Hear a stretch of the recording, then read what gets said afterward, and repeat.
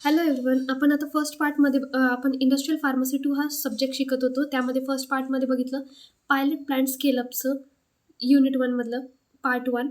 त्यानंतर general consideration बघितले part 2मध्ये. आता थर्ड पार्टमध्ये बघणार pilot plant scale up consideration for solids, हे आपण थर्ड पार्टमध्ये बघणार आहोत. So we will be starting with pilot plant scale up for consideration for solids. हे क्वेश्चन 10 मार्काकरता विचारला जातो युनिव्हर्सिटीजमध्ये. स्पेसिफिकली अमरावती युनिव्हर्सिटीच्या प्रिव्हियस इयर क्वेश्चनमध्ये हा रिपीट झालेला आहे. Pilot plant scale up consideration for solids includes tablet. Solid म्हणजे काय, त्यामध्ये ना टॅबलेट अँड कॅप्सूल. तर पायलट प्लांटचं एम आपण बघितलं काय, to ensure that newly form dosage form will be efficient, economical and reproducible in market and production. की आपण जो काही नवीन डोसेज फॉर्म इन्व्हेंट केला आहे तर ते रिप्रोड्युसेबल आहे का मार्केटमध्ये, इकॉनॉमिकली, आणि त्याचं इफिशियंट वर्किंग आहे का ऑन प्रोडक्शन. ठीक आहे. Pilot plant should have features to facilitate maintenance, easy delivery and shipments, features to avoid contamination, fluorescent lightning, humidity control. हे सगळे पायलट प्लांटचे फीचर्स आहेत. तर आता आपण सॉलिडसाठी बघणार. ठीक आहे. स्टेप्स फॉर सॉलिड, की सॉलिडसाठी पायलट प्लांट स्केलअप करताना काय काय कन्सिडर केले जातात सॉलिडचे पॉईंट. हे मी लॅकमन अँड लिबरमनच्या बुकमधनं घेतलेलं आहे. Product consideration and manufacturing facilities, that is solid dosage form. त्यामध्ये येणार हे 9 points. Material handling, mixing, granulation, drying, reduction of particle size, blending, slugging, compression and coating. तर आपण बघतो टॅबलेट आपण बनवलेली आहे सगळ्यांनी, राईट, लॅब्समध्ये. तर त्याचं मटेरियल आपण हँडल करतो, त्याला मिक्सिंग, ग्रॅन्युलेटिंग, ड्राईंग हे सगळं आपल्याला नोन आहेत हे वर्ड्स. फक्त आता ते लिहायचे कसे इंडस्ट्रियल फार्मसीमध्ये पायलट प्लांट स्केलअपचं पॉईंट कन्सिडर करताना ते आपण बघणार आहोत. First, material handling, system in which material for production are handled. ठीक आहे. मटेरियल जे प्रोडक्शन करता आपण घेतोय ते हँडल करणे. Used for TDM, that is transferring, delivering and mixing. त्याचं ट्रान्सफर करण्याकरता, डिलिव्हर करण्याकरता आणि मिक्सिंग करण्याकरता. This is material handling. Lab लेवलमध्ये आपण बघतो की in lab materials are simply scooped, dumped on poured by hand. आपण हातानेच हे सगळं करतो. This is same given in the book. That is in lab materials are simply scooped, dumped or poured by hand. Okay. तर हे कशावरती आहे, small स्केलवरती आहे, right. Small स्केलवरती. तर आपल्याला लार्ज स्केल प्रोडक्शन करता जायचं आहे. In large scale machines are used, that is vacuum loading, screw feed system, post hose drive, device for lifting. हे सगळे आपण मशीन यूज करणं लार्ज स्केल करता, कारण की मॅन्युअली ते पॉसिबल नाही आहे. तर system selected depends on characteristic of material. त्या मटेरियलच्या कॅरेक्टरिस्टिकवरती डिपेंड करणार की आपण सिस्टीम कशी सिलेक्ट करणार. For example density. तर any material handling system must deliver accurate amount of ingredient.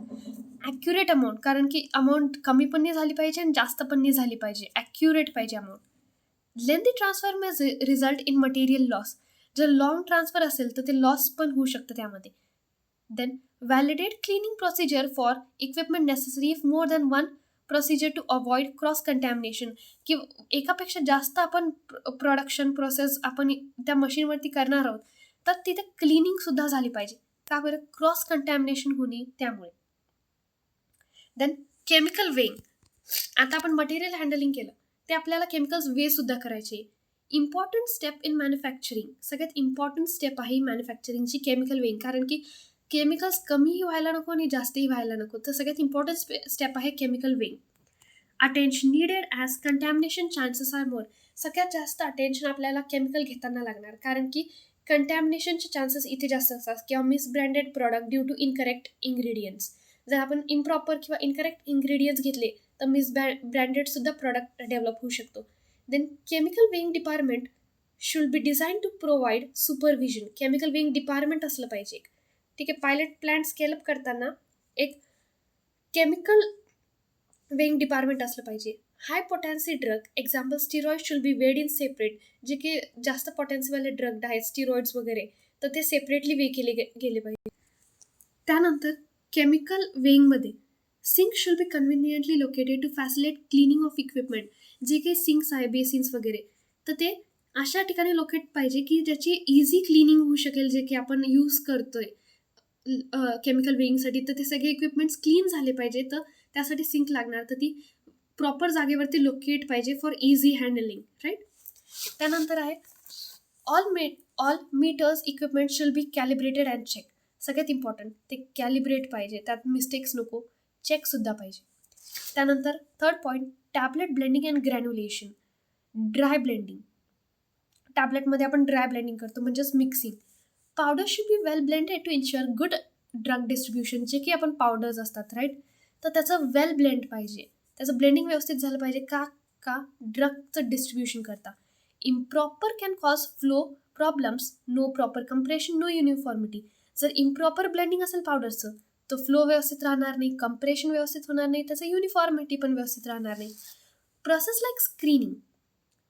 Third point, process like screening and milling are perform to make blending reproducible. जे की स्क्रीनिंग, मिलिंग ह्या सगळ्या प्रोसेस आहे तर त्या व्यवस्थित झाल्या पाहिजे टू मेक ब्लेंडिंग रिप्रोड्युसिबल, म्हणजे व्यवस्थित ब्लेंड होण्याकरता. तर इक्विपमेंट काय काय यूज होणार? V shape blender, double clone blender and ribbon blender. त्यानंतर स्केलअप करताना काय काय कन्सिडरेशन झाली पाहिजे? ब्लेंडिंग टाईम, त्याचं ब्लेंडिंग टाईम किती आहे, लोडिंग किती आहे आणि ब्लेंडर साईज किती आहे. जर आपलं प्रॉडक्ट जास्त असेल तर त्या ब्लेंडरची साईजसुद्धा मोठी लागेल. Blender size. Inadequate blending could result in discrete portion of batch, either high or low potency. जर इनॲडिक्युएट ब्लेंडिंग झाली, इम्प्रॉपर ब्लेंडिंग झाली तर त्याचं बॅचमध्ये काय परिणाम होऊ शकतो? ते एकदा हाय पोटॅन्सी बनू शकतं किंवा लो पोटॅन्सी बनू शकतं. Okay. In blending operation, both mixing segregation occurs. Both are function of particle size, shape and hardness. Therefore, characteristic of different particles in blend must be known. जे की पार्टिकल्सची कॅरेक्टरिस्टिक आहे ती माहिती पाहिजे. कशासाठी? युनिफॉर्म ब्लेंडिंगसाठी, की त्याचं साईज किती, शेप किती, हार्डनेस किती, हे सगळं माहीत पाहिजे युनिफॉर्म ब्लेंडिंग करता. आता पावडरचं ब्लेंडिंग झालं, त्यानंतर काय करणार? ग्रॅन्युलेशन. जी की पावडर आहे पार्टिकल्स त्याचे आपण बनवणार granules. Process in which primary powder particles are adhered to form larger one called as granules. की जे काही प्रायमरी पार्टिकल्स आहेत त्याचं ग्रॅन्युअल्स बनवणार. कशासाठी? Facilitate uniform drug distribution, increase material density, improve flow rate. Flow rate वाढणार. पावडरचा flow rate कमी असतो, ग्रॅन्युअल्सचा जास्त असतो. ओके. Decrease dust production. आता पावडरमुळे डस्ट प्रोडक्शन वाढते, आपल्या इक्विपमेंट्सवरती बसून जाऊ शकते ती डस्ट, कारण की पार्टिकल्स खूप स्मॉल असतात आणि ग्रॅन्युल्स थोडे मोठे असतात. म्हणून डिक्रीज डस्ट प्रोडक्शन, इम्प्रूव्ह ॲपिरियन्ससुद्धा वाढतो. पावडरचा असा पार्टिकली ॲपिरियन्स असतो, ग्रॅन्युअल्सचा व्यवस्थित असतो. तर ग्रॅन्युलेशनसाठी 2 मेथड असतात. एक असते वेट ग्रॅन्युलेशन, एक असते ड्राय ग्रॅन्युलेशन. वेट ग्रॅन्युलेशनमध्ये यूज होतं fluid, wet dryer, spray dryer. आणि ड्राय ग्रॅन्युलेशनमध्ये डायरेक्ट कंप्रेशन आणि स्लजिंग. आता ड्राय ग्रॅन्युलेशनमध्ये जी ड्राय पावडर असते ती डायरेक्टली कंप्रेस होत नाही, कारण की त्याचा फ्लो पुअर असतो. देअरफॉर डन युझिंग स्लजिंग एक टेक्निक आहे. तर done on tablet press which operates at a pressure. ते एका प्रेशरवरती ऑपरेट होतं. After compression slug brokes using hammer mill or ऑक्सिलेटिंग ग्रॅन्युलेटर to obtain ग्रॅन्युलेशन. त्याच्यानंतर आपल्याला सुटेबल पार्टिकल साईज भेटते. त्या स्लजिंग नंतर आपल्याला सुटेबल पार्टिकल साईज भेटते. During scale up pilot plant scientist should pay attention to the forces used. तर आता आपल्याला स्केलअप करायचं आहे तर पायलट प्लांटमध्ये सायंटिस्टनी याच्यावर पूर्ण अटेन्शन पे केलं पाहिजे की ते पार्टिकल्स कसे आहेत, त्याचा फोर्स कसा आहे. त्यानंतर granulation in dry compaction can also be achieve. जे की ड्राय ग्रॅन्युलेशन आहे ते रोलर पद्धतीने पण अचीव होऊ शकतं. की आता हे 2 रोलर आहे, यामध्ये ती पावडर टाकणार आणि कंप्रेशन होणार. 2 rollers that compact material at pressure up to 10 tons per linear. त्याचं तेवढे ते प्रेशर असणार.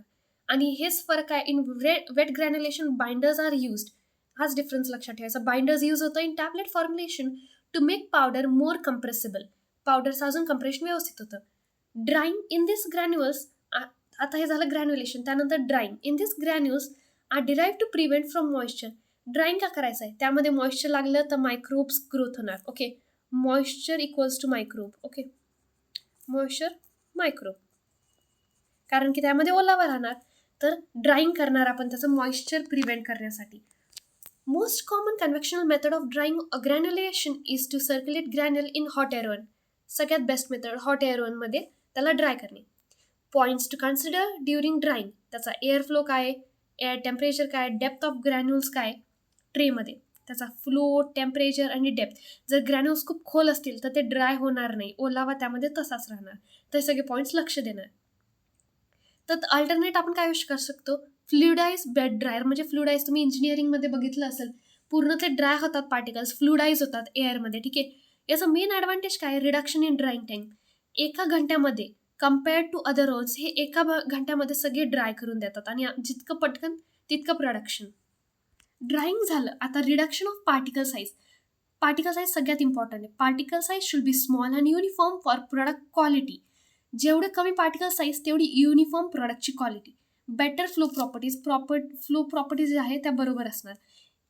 जर पार्टिकल साईज व्यवस्थित नसेल तर वेट व्हेरिएशन होईल, फ्लोएबिलिटी कमी होईल, फ्लो कमी होईल त्याचा. कमी पार्टिकल साईजचा ना फ्लो जास्त असतो. Equipment, oscillating granule, hammer mill, sieving device, screening. Lab लेवलवरती हँड स्क्रीनिंग होतं, पण स्केलअप करतोय आपण तर necessary to choose equipment which can be give desired येईल. जेवढे डिझायर्ड येईल तर आपण तसं इक्विपमेंट यूज करणार. नंतर ब्लेंडिंग. आता परत का बरं ब्लेंडिंग? कारण की आपण ल्युब्रिकंट्स टॅबलेटमध्ये नंतर ॲड करतो. ल्युब्रिकंट्स काय आहे? फ्रिक्शन रिड्यूस करतं. ठीक आहे, एकदम सॉफ्टनेस देतं ते to achieve blend uniformity. This is lubricant. Then compression. आता आपल्याला कंप्रेशन करायचं आहे. The ultimate test of a tablet formulation and granulation process is whether the granulation can be compressed. ग्रॅन्युलेट जे बनलेत ते कंप्रेस होत आहे की नाही हाय स्पीडवरती, कारण की स्मॉल स्केलवरती तर होत आहे, पण लार्ज स्केलवरती मोठ्या मशीन थ्रू ते कंप्रेस होत आहे की नाही ते बघणं. तर during compression tablet press performs following functions. जे काही टॅबलेट प्रेस आहे ते फंक्शन खालचे परफॉर्म करतात. Filling of empty cavity with granulation, pre compression, compression of granulation, ejection of tablet from cavity. सगळ्यांनी ही मशीन यूज केलेलं आहे. जे काही टॅबलेटमध्ये आपण त्या कॅव्हिटीज असतात त्याच्यात फिल करतो ना, इजेक्ट करतो टॅबलेट, म्हणजे कॉम्प्रेस करतो आधी, मग नंतर टॅबलेट काढून घेतो. हे त्याचे प्रोसिजर आहेत. तर ग्रॅन्युअल कशामध्ये ट्रान्सफॉर्म होणार? टॅबलेटमध्ये. ओके. Considerable points. त्याचा फीड रेट किती आहे, स्पीड किती आहे आणि त्याची कॅपॅसिटी किती आहे, हे आपण कंप्रेशनमध्ये पॉईंट्स कन्सिडर होतात. नंतर direct compression. Involves direct compression, म्हणजे डायरेक्ट कंप्रेशन होणार. कशाचं? मिक्सचर, त्या पावडर मिक्सचरचं, APIचं आणि एक्सिपियंट्सचं मिक्स करायचं डायरेक्टली पंचिंग मशीननी, म्हणजे डायरेक्ट कंप्रेशन होणार. इक्विपमेंट्स काय काय यूज होणार? Punching machine, speed rotary machine, हे इक्विपमेंट्स यूज होणार. लास्ट, टॅबलेटची आपल्याला कोटिंगसुद्धा करावं लागते. कशासाठी? जर कडू असेल तर त्यामध्ये शुगर कोट टाकणे. मास्क द टेस्ट, मेन शब्द आहे mask the taste, improve appearance. Equipment use होतात शुगर कोटिंग, कोटिंग पॅन्स आणि फिल्म कोटिंग. ते सगळे आपण 10 पॉईंट्स इथे कन्सिडर केलेले आहेत. ठीक आहे. कशासाठी? Pilot plant, scale up, consideration for solid. तर हे पूर्ण आपण 10 पॉईंट स्टडी केले. हे ते 10 पॉईंट्स आपण कन्सिडर केलेलं आहे सॉलिड्स करता. मटेरियल बघितलं, मिक्सिंग बघितलं, granulation, drying, reduction of particle size, blending, slugging, compression आणि कोटिंग. आपण हे सगळे 10 पॉईंट्स बघितलेले आहेत सॉलिड करता. आता लॅकमन अँड लिबरमनच्या बुकमध्ये याचं डायग्रामसुद्धा दिलेले आहेत. हे high shear pharmaceutical grade mixer granulator, then नंतर प्लॅनेटरी मिक्सर, त्यानंतर twin shell blender, fluidized bed dryer. You can see fluidized bed dryers. Black and व्हाईटमध्ये त्याचे इमेजेस दिलेले आहेत. तर आपले हे 10 मार्क्स इथेच कव्हर झालेले आहेत. Pilot plant, scale up, consideration for solid. यात काही डाऊट असेल तर नक्कीच विचारू शकता. थँक्यू.